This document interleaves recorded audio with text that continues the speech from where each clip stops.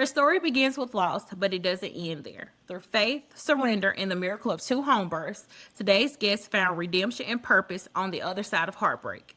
She now walks with other mothers through their own journeys of pregnancy and loss. Welcome to the Be Well podcast. Here we share real stories, have honest conversations, and offer practical wisdom to help women prepare for pregnancy, birth, postpartum, and beyond. I'm your host, Candace Jackson, a birth and postpartum doula, childbirth educator, wife, and mama to two. After walking through 5 pregnancies, 3 losses, and 2 births, Sarah turned her own experiences of pregnancy loss and healing into a calling by supporting other mamas as a birth and bereavement doula. Welcome, Sarah. Can you share a little bit about who you are and the work that you do as a birth and bereavement doula? Sure. I'm so excited to be here. So first of all, thank you for having me.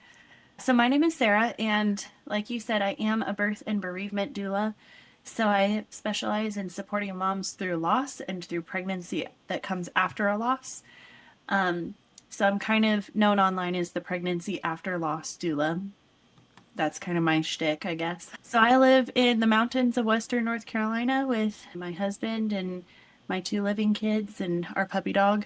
And anytime I have free time, which is rarely, if ever, I love to go hiking, or I've been like really into making fancy dirty sodas. I don't know if you've ever heard of those, I but like love. putting creamer into your Dr. Pepper or whatever. Like I just started doing that. That's a really fun thing. Oh, So great. I'm a real human being. I love that. I love the realness, and I already love you just from our conversation that we had prior to our episode. I'm so glad to have you here. Now, I wanted to go back to your losses.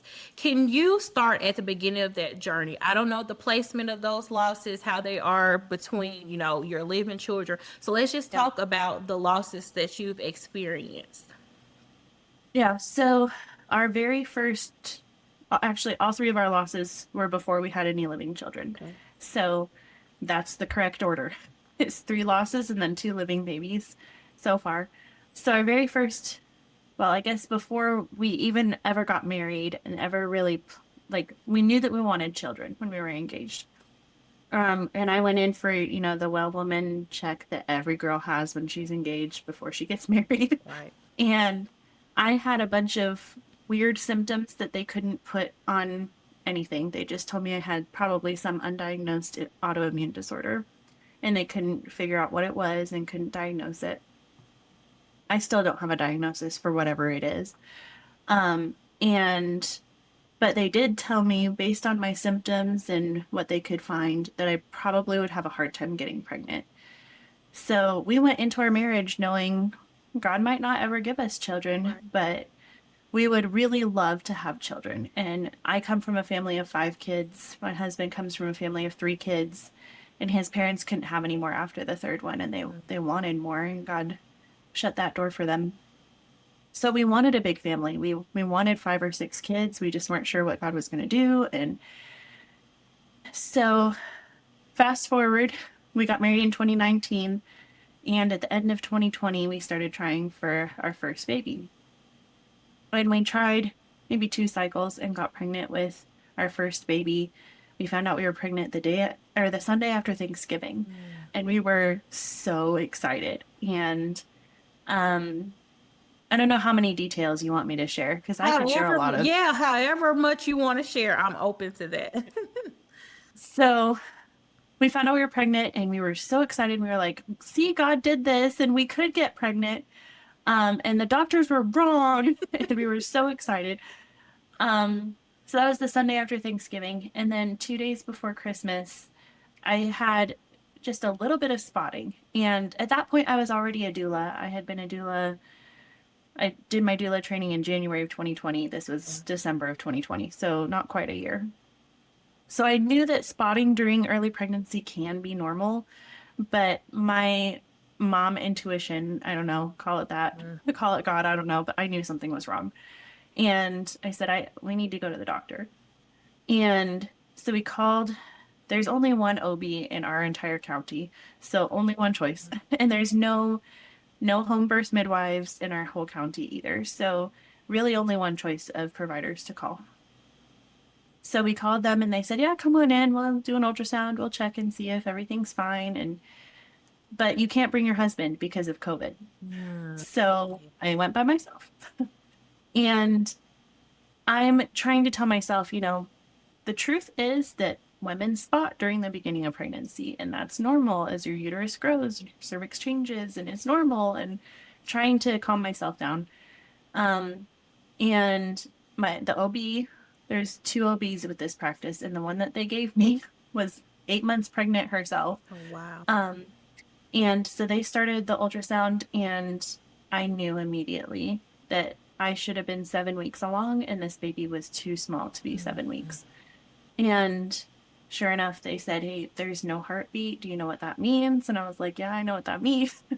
And I'm trying to just hold it together to get out of the office. And so I'm sure that they explained some things to me. I don't really remember a whole lot of that. I know now, looking back, a lot of my trauma response to anything is to just forget it. Yeah. So I do remember that I left the office and had to go past the secretary, and she congratulated me on my pregnancy, and I just didn't even know what to say to her because my baby wasn't alive. Right. So I went home, called my husband on the way home, and he was like, don't say anything, just come home, because he could tell from my voice that something was very wrong. So I got home, told him, and we worshiped. And I don't know how else to say that, but we turned on worship music and we sobbed. Our hearts were absolutely broken. And we cried and cried and cried. And we prayed and we asked God to use our story somehow. That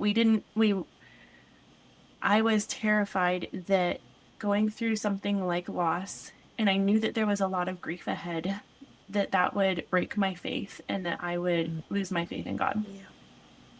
And so we prayed that God would keep our faith strong and that he would use our story for other people. And this was like within less than an hour of finding out that our baby had died.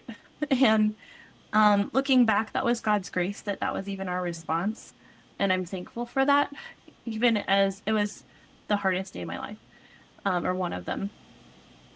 So the type of miscarriage that we were having or experiencing is called a missed miscarriage, which is when the baby has passed away, but your body doesn't know it yet.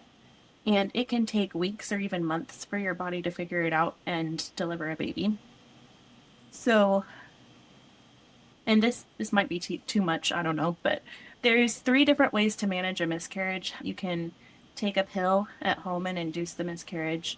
You can have a surgery called a DNC, dilation and curettage, to remove the baby and the pregnancy tissues, or you can wait for your body to do things naturally.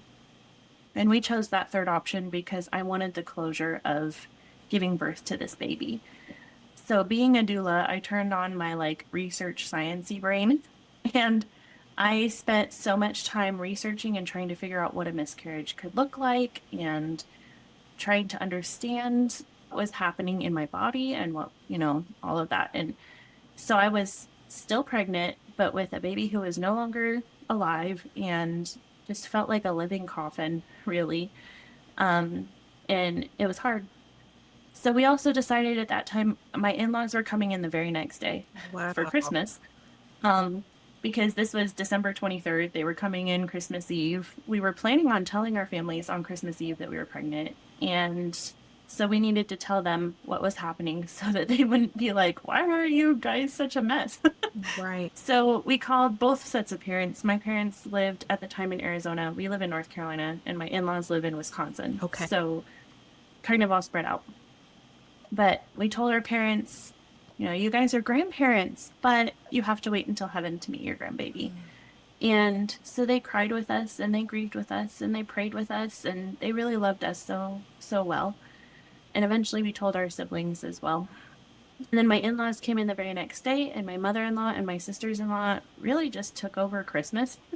And they said, you need to rest, and you need to allow your body to do what it needs to do, and you need to rest as well, because grief is hard mentally.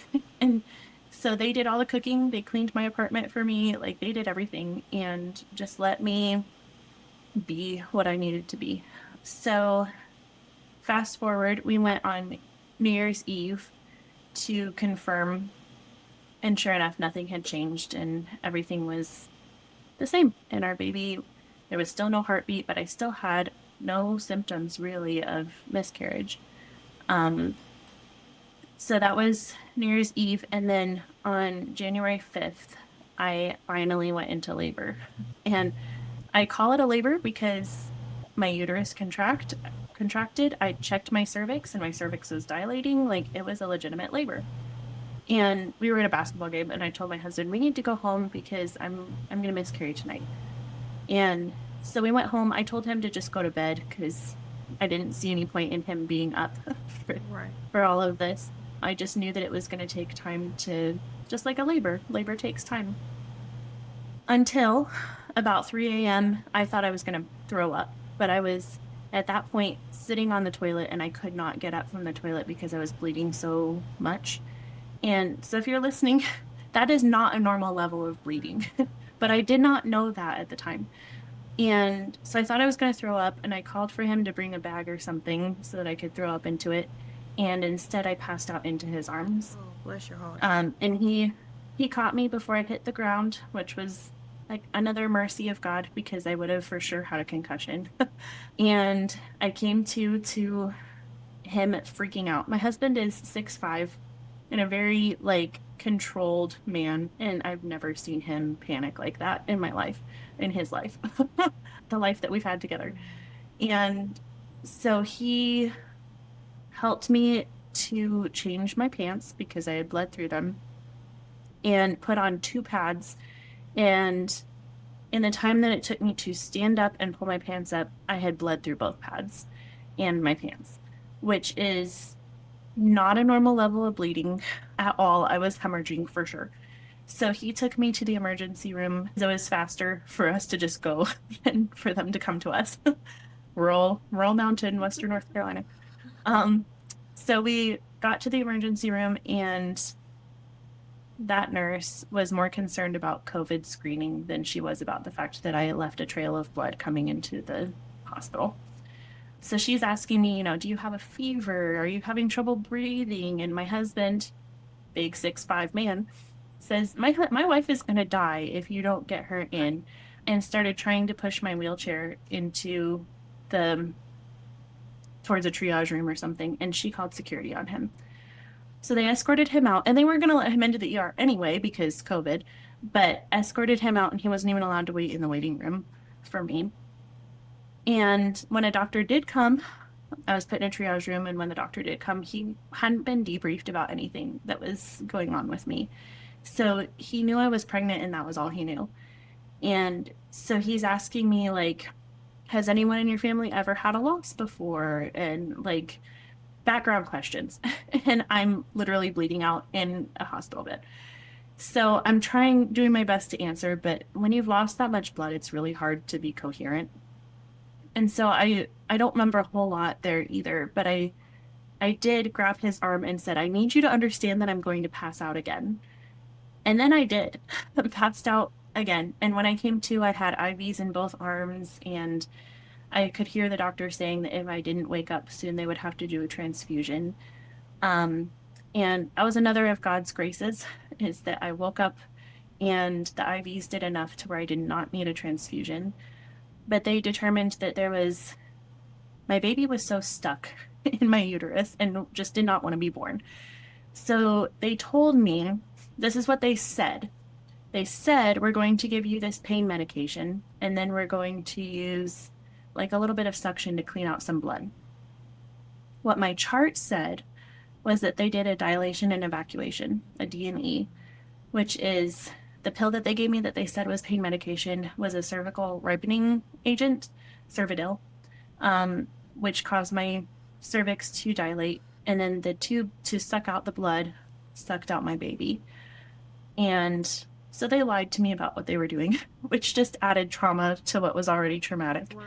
Then they told me, your body just couldn't do it. Your body just couldn't do what it was supposed to do here. So added to like this growing distrust of my body, And just really the feeling that my body was broken and it could not do what it was supposed to do, and that God made a mistake on my body was really what I was starting to feel here. So there was a lot of little graces that God gave still, even in all of that. The doctor showed me my baby, which they never do in an ER when you have that kind of situation. But he put our little tiny baby in a petri dish and brought him over to me so that I can meet our baby. And then he went out into the parking lot and had my husband come and meet our baby as well, which I'm sure broke a lot of protocols, bringing bio tissue outside of the Right. hospital and all of that. But he was so kind to do that for us and allow both of us the little bit of closure of meeting our baby. And then we have a friend who is an ER nurse, and she's like a second mom to me. I've known her my whole life, and she just happened to come in for her shift after all of this, but came in for her shift that morning, and she saw my husband in the parking lot and went and figured out what was happening and prayed with him. And then she came to me and found me in the hospital and prayed with me and just loved me. And then we went home and we had to figure out how to live our life after loss, Right. which is a lot. Yes, yes, Um, yes. yeah. And yeah, so our church loved us so well. They brought us meals. Women came and just literally sat in my living room and cried with me and didn't say a word, but just cried. Different men took my husband on hikes or invited him to play sports or different things to help him process and talk through everything. And they grieved with us. Like they epitomized the weeping with those who weep that we're Yes, called to do. And yes. they did such a good job of it. So we went from that to I want to get pregnant as soon as we possibly can because I'm ready to be a mom. I want to be a mom. I want another baby. And we started trying with no luck. And um, at some point, so I was tracking my cycles and doing like natural fertility. And so one of the rules with that is checking your basal body temperature. And if your temperature is high for 18 days or more, then you're pregnant. And with all of my pregnancies, I don't have a positive pregnancy test until my period is a week late. But I always know that I'm pregnant because my temperature is high Mm-hmm. for that 18 days or longer. So I had two more that I believe are pregnancies where my temperature was high for 25 days, but I couldn't get a positive pregnancy test. And then I would miscarry and have what essentially was a really heavy, extremely painful period because those babies were so tiny. It wasn't like a further along miscarriage, if that makes sense. Right. So, in the whole process of it, I'm doing research. I'm trying to figure out why my body is not able to get pregnant or stay pregnant and what is going on. And I was convinced that I had low progesterone and went to two different doctors, and they both told me they wouldn't test progesterone until I had 3 confirmed losses, which is ridiculous, but it's a really outdated medical practice. So I couldn't get anyone to listen to me. I was like, so you mean I have to have more babies die before you'll test my, Yeah. my hormone levels? Mm-hmm. So my parents at that time, they moved and they were living in Idaho and they were going to a functional medicine doctor there. And my mom told this doctor about me, and the doctor was like, oh yeah, she definitely has low progesterone. She has all the classic symptoms of it. So she prescribed me progesterone from Idaho. I live in North Carolina, and sent me a progesterone supplement, and I started taking it, and within 2 months we were pregnant again. And this time we had a positive test and we were terrified of another loss. And it was just a taking things one day at a time, begging God to let this baby make it.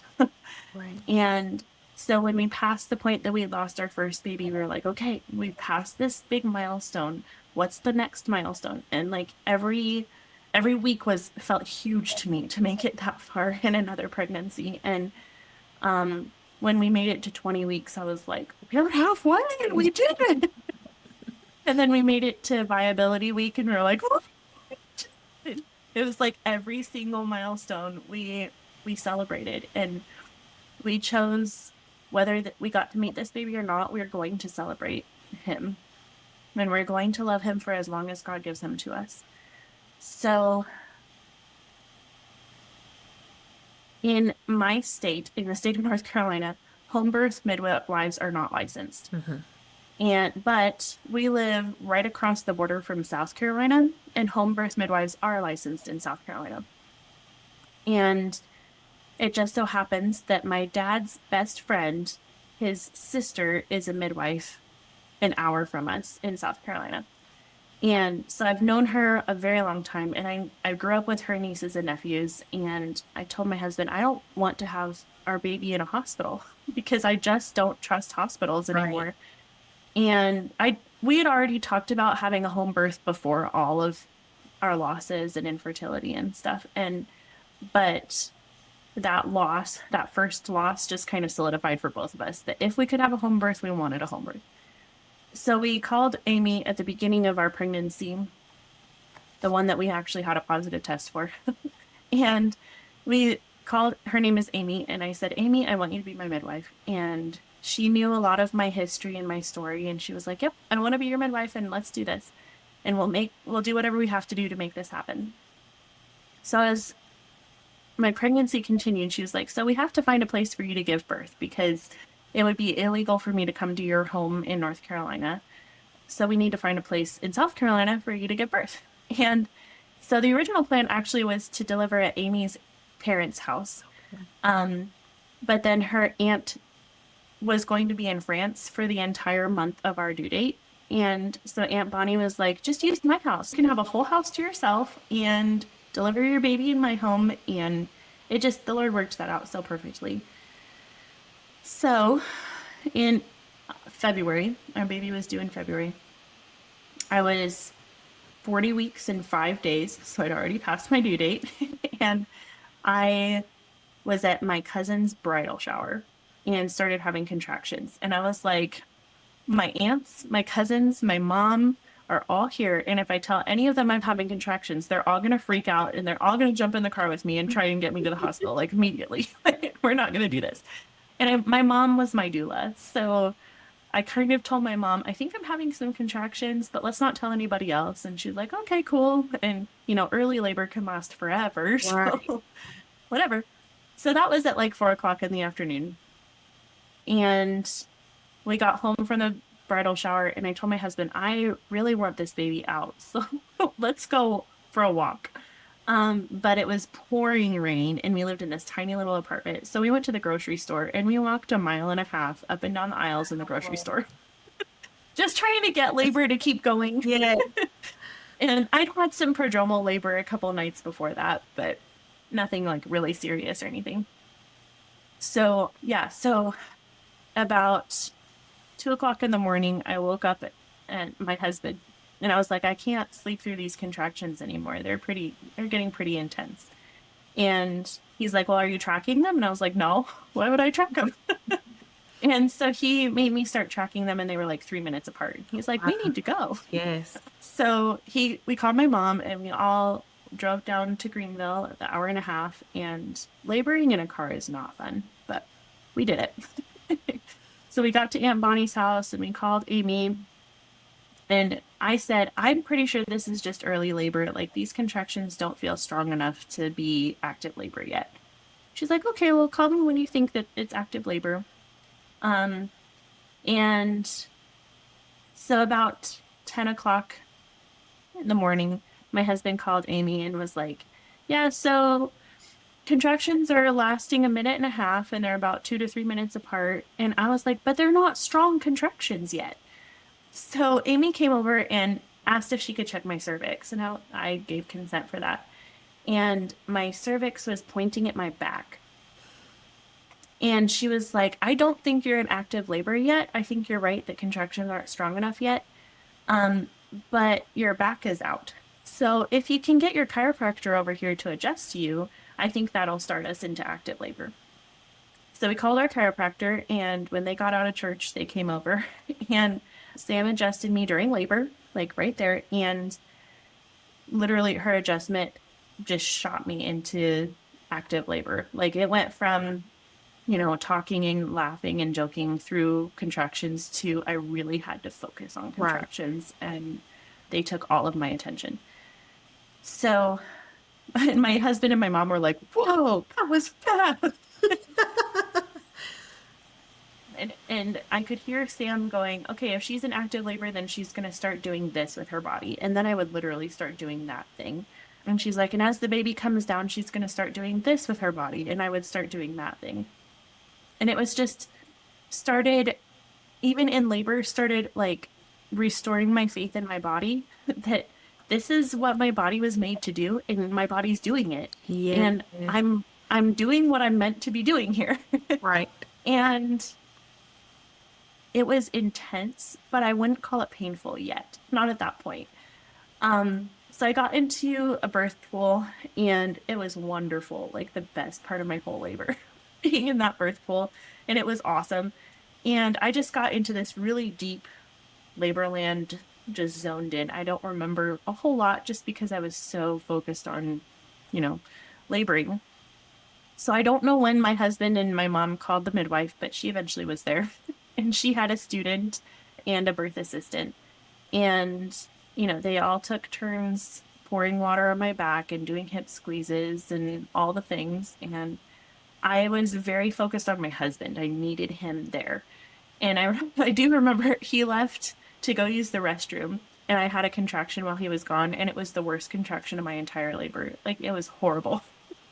And I think it was just like my rock and my anchoring person wasn't there, and so I just panicked through that contraction, and I was not as surrendered to the contraction as I needed to be. So eventually Amy was like, "I think that this water is starting to slow down your labor, so why don't you get out and do a couple of contractions on a toilet?" And I knew that was going to be painful because, again, I'm a doula. I know that those toilet contractions are intense, but I also know that they work. So they convinced me to do 3 contractions on a toilet, and I was like, "Fine, I'll do 3 contractions on the toilet."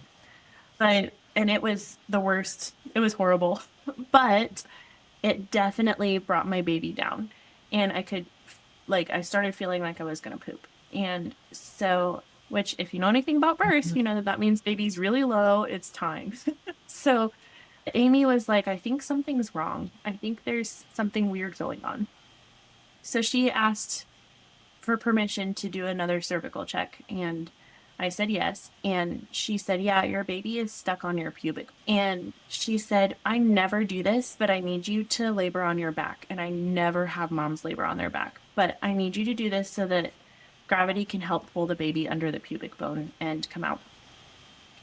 So that's what I did. And she ended up having to kind of help pull his head under my pubic bone. And it was hard. So I pushed for 40 minutes, which for a first time mom is really, really good. But it felt like an eternity to me. But he was born at 4:14 p.m. in the afternoon, 40 weeks and 6 days, and he was just the most beautiful baby I've ever seen in my life.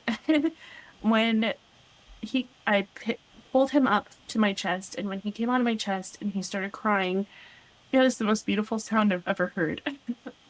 And all of the pain and the heartache and the questioning God was healed in that moment. And so my son's name means the God who heals. And God really has used him to heal a lot of the hurt in my heart. And it's just the most beautiful birth and the most beautiful baby. He's 2.5 now, and he has so much personality. Oh. And he still embodies the God who heals. He brings healing, it feels like, everywhere he goes. He brings so much joy to people. And yeah, so last year, about 13 months ago, we decided to start trying for baby number 2. And we got pregnant during Hurricane Helene, like as trees were literally falling outside. We're trying for a baby. We got it. And could not believe, that was the very first month that we tried for that baby. And we got pregnant immediately with her and couldn't even believe it. Like, we're absolutely shocked that we got pregnant with one try. Like, what in the world? it was just so evident right from the get-go of her pregnancy that God has a plan for this baby. So my pregnancy with her was really hard. I was sick a lot. I got COVID, I got the stomach flu, I got chicken pox during pregnancy, Wow. like, which apparently is like a 1 in a million chance, but I did it. And I got pneumonia. It was a really hard pregnancy. But she was born this past June, and her birth was so fast. It was like simultaneously the longest ever and also so fast. But at 37 weeks, I started having prodromal labor. And no, 36 weeks. Wow. And it was like every night I would have contractions all night long, and they would be pretty intense. And then it would stop in the morning. And there was one night that we for sure thought that she was coming that night. And it was like 38 weeks. And so we called the midwife. We went down to Greenville. This time we were delivering at our midwife's secretary's house. And they have like a little in-laws quarters apartment in their basement. And so that's where we were delivering. And so we called her and said, "Hey, Shannon, we're coming to your house. We're having a baby tonight." And we get there, and literally 15 minutes away from her house, everything just stopped. Like my contractions stopped, like completely dead stopped, like nothing. And I was like, wait a minute. I thought I was having a baby tonight. I called my doula, and she's like, "Yeah, that's prodromal labor for you." And she like really worked on teaching and not teaching, but reminding me that I needed to surrender to the whole process of birth, even if it looked like weeks of prodromal labor.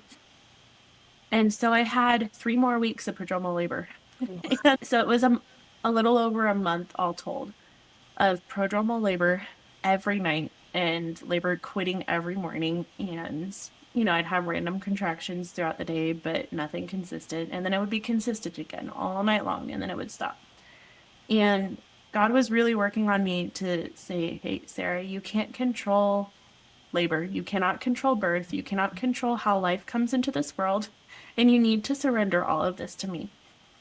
So I started praying that when I actually went into labor, it would be so clear to me and there would be no way that I would be mistaken again.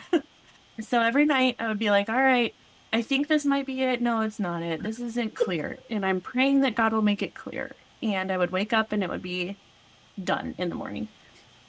So the night before she was born, I woke up to the strongest contraction. And I was like, "Oh, snap. I think this is real."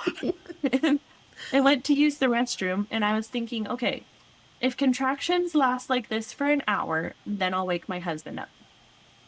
I had one more contraction, and I was like, I can't wait an hour. We need to go. So I woke him up, and I said, "We need to go right now." And I said, "I don't think she's coming in like 30 minutes or anything, but we need to go down to Greenville because I don't want to do all of this in the car." So we woke up my mom because she was watching my son, and then we packed up the truck and called my doula, and she met us on the road down because she lives up here too. And so she met us on the road, the windy, crazy mountain road down to Greenville. And I'm having contractions every 2 to 3 minutes apart. And like, I'm fully singing the birth song. Like, if you've been in births ever, you know what the birth song sounds like. It's like animalistic almost, like swooning and guttural sounds. And it's just part of like a baby moving down. Like, it's just, it's natural. I don't know how else to explain it. And this time we had a birth photographer too. And she offered to do our birth photography for free in order to like build up her portfolio and experience and stuff. And so we called her as well. And she's like, "So when you say she's in active labor, how far in active labor is she?" And I said, "Well, let her listen to me have a contraction." So my husband put me on speakerphone, and Rachel listened to me have a contraction, and she goes, "Oh, she's that far in labor." She's like, "I'm coming right now." And we did the same thing with my midwife, and my midwife was like, "Oh, she's that far into labor." So we get to the house, and I'm thinking I have hours left of this. Everyone else there is like, "We don't have that much time. We really need to get ready to catch a baby here." And I'm in the mindset of I have hours left of this, so I really need to work on like tuning into my intuition and tuning into my body and surrendering to this because this is really hard right now. And so I asked them to blow up the birth pool and to fill it. And my husband was like, so he told me later, I was thinking there's no way we're going to have enough time to fill up that birth pool. But I knew if I told you that, you would punch me in the face. So we went ahead and blew up the birth pool. And so as they're filling the birth pool, I start feeling pushy. And but I kept telling them it feels like she's gonna blow out my back. Like it feels like she's trying to come out my back. And it doesn't feel right. Something doesn't feel right. So Amy asked if she could do a cervical check, and I said yes again. And she said she couldn't even find my cervix, that it was so posterior and stuck behind my baby's head up in my back that she couldn't even reach it. So she called it walked my cervix down and used her fingers to pull the cervix down. And at that moment, my cervix was like a 1 centimeter dilated. And I'm like actively pushing, like fetal ejection reflex has kicked in. I am pushing at 1 centimeter. And she said it was in one contraction, I went to a 9, from 1 to 9 centimeters. Wow, I've never And heard of that. it was so intense. It hurt so much. And my doula was like in shock. My midwife was in shock. And they said then my cervix went backwards and went to like a 5. And then it went to a 10 and I'm pushing like fully, and it was super involuntary. Like I did not try to push. It was a very much fetal ejection reflex. And so once it got to a 10, within 2 pushes her head was out. And then I had a break in between contractions. So it was a 2-stage birth where the head was born. Then I had like 3 minutes and then another contraction. And with 1 push, her body was out.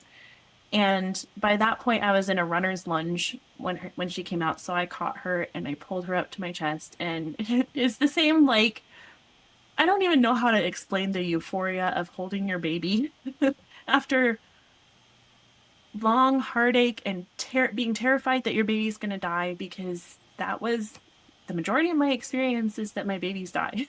Right. So to have 2 living babies in a row, like, just blew my mind. I couldn't even believe how kind God is to us to give us 2 beautiful little ones.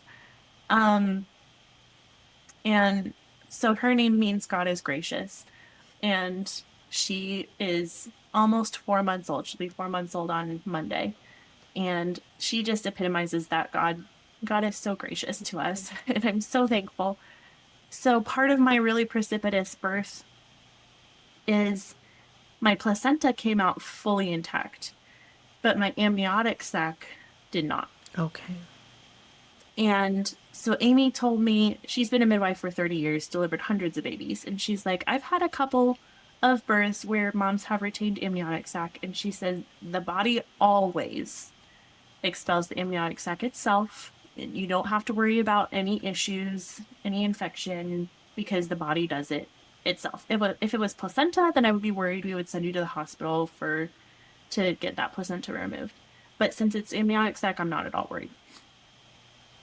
Famous last words, right? So we went home. Everything was fine for the first 5.5 days. Breastfeeding was hard, but breastfeeding's been hard for me all along, which that's a whole different story. It's good now. But anyway, on day 6 postpartum, my husband took my toddler to a baseball game, like he was playing in a church league softball game. And our toddler loves to watch daddy play softball. So he took the 2-year-old and left me home alone to rest and cuddle with the baby without toddlers being in my face. And I stood up to go get something and suddenly started shaking violently. And I was like, this is not normal. So I tried to call my husband and he didn't answer. So I called my mom and she kind of talked me down a little bit. And she was like, yeah, you're right. This isn't normal. And you need to get a hold of Colton, my husband. So I tried calling him again and got a hold of him. And I said, I'm shaking violently. I don't know what to do. Something is wrong. and he literally just walked off of the pitcher's mound. He was the pitcher. He walked off the pitcher's mound, said somebody else is going to have to pitch, and grabbed the toddler and ran to the truck and ran to come to me. In the meantime, I called my midwife and she was like, "Do you have anything to check your blood pressure?" And I found a blood pressure cuff. And my blood pressure was sky high, like so high. And she was like, "I think you have an infection and you probably need to go to the emergency room. Like, this sounds like a bad infection." So there's a whole lot of details in there, but we did go to the emergency room, and our hospital in our little county is very small and they don't do anything OB. So they sent me on hospital, like, ambulance transport to Asheville. And like in the middle of the night with our 6-day-old baby and my husband, like my husband had to take the baby in the truck by himself, and some of our neighbors kept our son, so we didn't have to worry about the 2-year-old. But God did so many different things and there's so much to tell. But turns out I had a septic infection in my blood. And after days of tests and antibiotics and all kinds of stuff, they told us that it was not at all related to birth, that I probably had this infection before birth, but that the infection made my body really weak, and so it could not expel that amniotic sac that had been retained. And so that caused a second infection in my uterus. Wow. So they were like, "It's nothing that you did wrong during birth. It's nothing wrong that your midwife did. Like, you guys did everything you should have done. It's just that your body was really, really weak and really sick." So I spent 4 days in the hospital without my newborn baby, without my toddler, without my husband for 4 days. I couldn't breastfeed because I was on so many antibiotics and just pumping and dumping for 4 days. And God brought, I think, 4 different women donated breast milk to my baby. Our doula kept my baby for the 4 days for me because she has a lot of experience with baby. So she just took care of my babies for me. Another friend kept my toddler, and my husband came every day to the hospital and then would go home and just like crash into bed. And he was trying to work and all kinds of stuff. And it was just the longest couple of days of my life. But in all of that, going back to God is so gracious to me and protected me from, it could have been so much worse than it was. The infectious disease doctor said I really had a 50-50 chance of dying. And God preserved my life for my babies. And so that was a whole long story to share all of my 3 birth stories. But I don't know. I guess the ultimate, I can't think of the right word. The moral of my story is that God is so good and so gracious, even in the middle of heartache and loss and infection and disease and tornadoes and hurricanes. God is so gracious and his plan is so perfect. And I'm really thankful for how he's written my story. So, You have said so much. I see so many similarities with your story and also my story. One day I'll have an episode for myself to tell my story. But even to the Aunt Bunny, I have an Aunt Bunny as well. So, I mean, it's just so many similarities.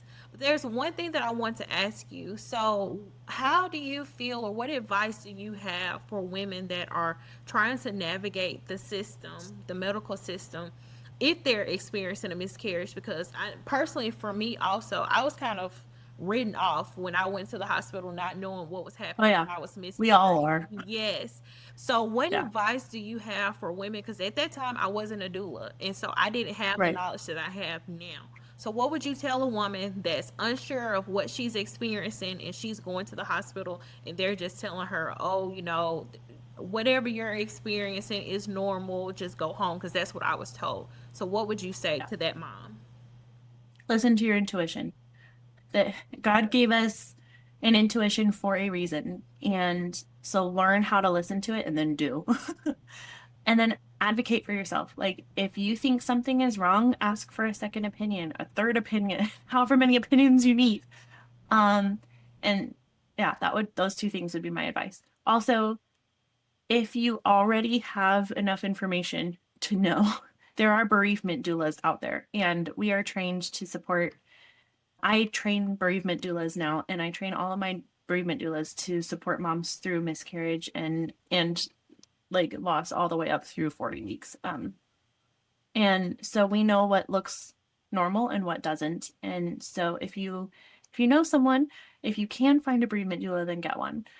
Yes, I think that's excellent. You made a very valid point to having a doula, and I think doulas are just so important. You had a phenomenal doula throughout you with your mom, and then also with your Yeah. doula you had with I your had two baby. really good doulas. Yes, you they were did. they were so good. You really did. And so I think even your husband was a rock star during the whole entire process as well. So, what advice would you give to someone who may not have that support, familial support, or even they don't have necessarily the resources to be able to hire a doula? What would you say to Mhm. that mom?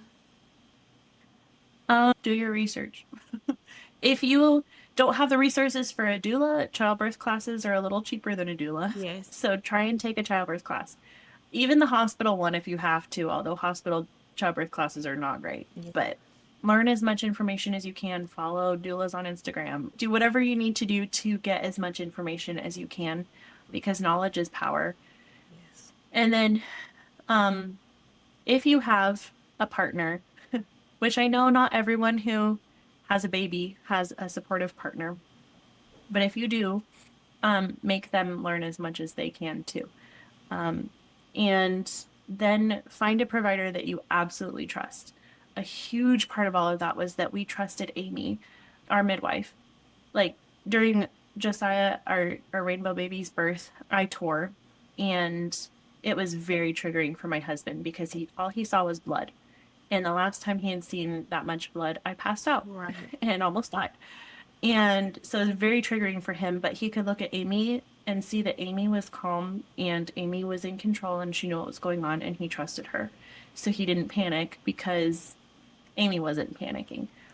So, that being said, find a provider that you trust, whether it's an OB or midwife or whatever. That provider client relationship is so It important. is. Yep, it really is. What are some common misconceptions about women having miscarriages? And especially like with you and your clients that you have as a bereavement doula, what are some of the common misconceptions that other people may have about women miscarrying, and then also some misconceptions that even the hospital providers have about these women that are miscarrying? Goodness, we could do a whole podcast episode on that. There are so many. So, I think the first one is just how common it is that everyone assumes that it's rare and it'll never happen to you, but a third of pregnancies end in loss. That's a lot It is. of loss that happens. And 80% of those happen in the first trimester. So, yeah, chances are you will go through loss just Yeah. because that's the nature of our world that we live in, unfortunately. And if you don't, then you will know someone else who does.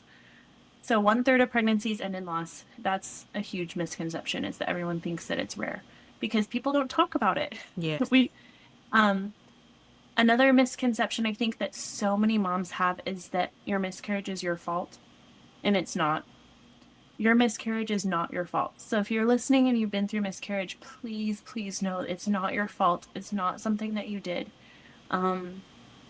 It's a horrible, horrible thing, but it's not your fault. And letting go of that shame because it's not your shame to carry. Right. Letting go of that shame moving forward will help with a lot of the healing. Another misconception is that because it was so early, we shouldn't grieve it, because it was, I don't know, just a clump of cells or whatever they say. This is your baby. Life begins at conception, and every life is worth celebrating, and every life is worth grieving. And your baby is your baby, and you are their mom, and you will grieve them forever. And that is normal, and that is okay, and that is a good thing. I've met some moms who are 20, 30, 40 years out from their miscarriage, and they've never been told that they're allowed to grieve that baby. And when I tell them that, it just releases so much pent up trauma and hurt and grief. And it's almost like they're back in the newborn stages of grief. So if you're listening and you've been through miscarriage, it's not your fault. And you are allowed to grieve this baby because you're this baby's mommy. Yeah. Then from a medical standpoint, I think one of the biggest misconceptions that doctors tell moms is it'll just be like a period. Not a single person that I've ever met who had a miscarriage has said that it's just like a period. There's usually a lot more bleeding involved. There's usually a lot more pain involved because this is a birth. You are birthing a baby. The uterus contracts, the cervix dilates, and a baby is born, no matter how early your loss is. So I guess if you've had a miscarriage, then you have had a birth. Even if your only birth was a miscarriage, it's a birth because loss is still a birth.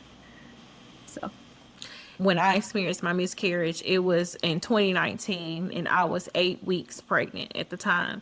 And I went to the hospital, and they told me exactly what you said. It'll be just like a period. Go home, miscarry at home, and everything will be fine. And it makes me so mad. yes. And I had no idea what to expect. I didn't know. I'm like, a period? Okay. Well, that was not what I experienced at all. And actually, after that whole And then you loss, think you did something wrong because it didn't turn out the way that they say it will. exactly.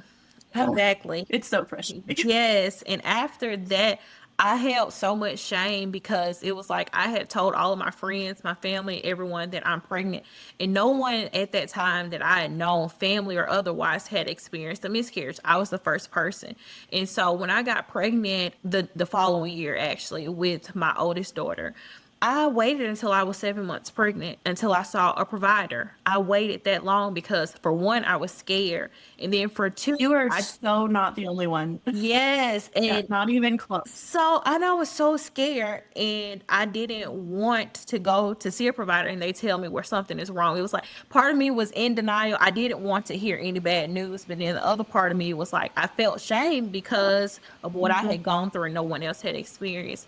So, yes, it is so important. And it was after I had my oldest daughter. She was 1 years old when I finally grieved that loss that I had the year prior to getting pregnant with her. And it just came on randomly, at just all these emotions hit me at one random time. And I was just like, what is going on? And after that, I was finally able to move on and feel better about what happened, and realize that God put that baby in my life to spark something, because after that is when I got passionate about maternal health. And so I became a doula, became a herbalist. I did all of these different things, but it was that thing that sparked purpose inside of me. And I see similarities, like I said, with our stories, because through your loss, it has helped you to be a light to so many different women that are, experiencing loss. You even walk with women that are just pregnant and just having normal pregnancies.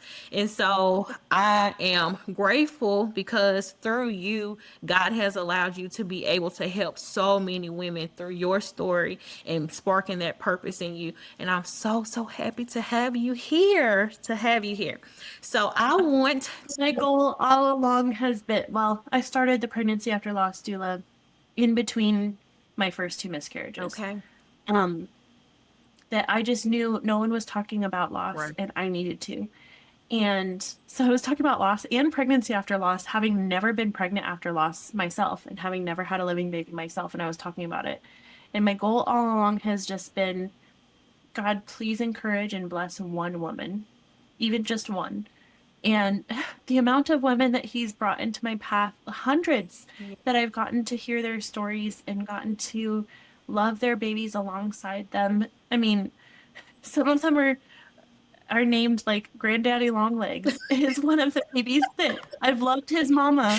And then there's others that, they were 42-week stillbirths and babies who've had life-limiting diagnoses that I've gotten to had the privilege of celebrating those babies with their mommies and honoring their memories and their legacies. And it blows my mind a little bit how much God has used my story to encourage others, even people who have very different stories than mine, just because I know what it's like to hold death in your womb and to still come out praising God. Right.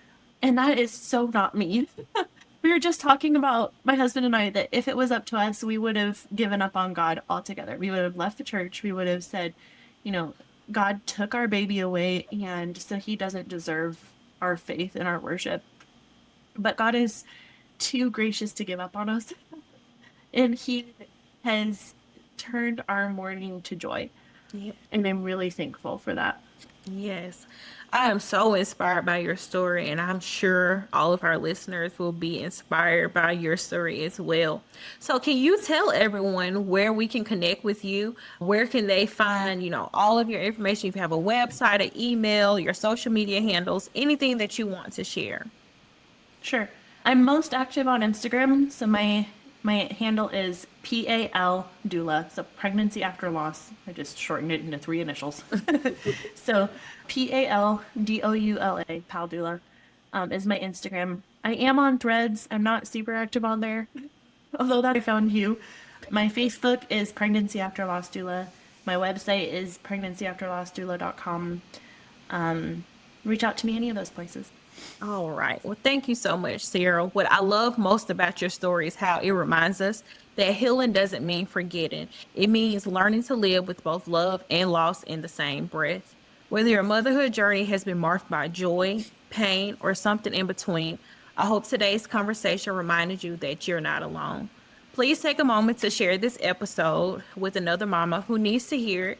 Leave a comment below, and don't forget to subscribe so you never miss an episode. This is Candace Jackson reminding you that your voice and your story matter more than you know. Until next time, be well, mama.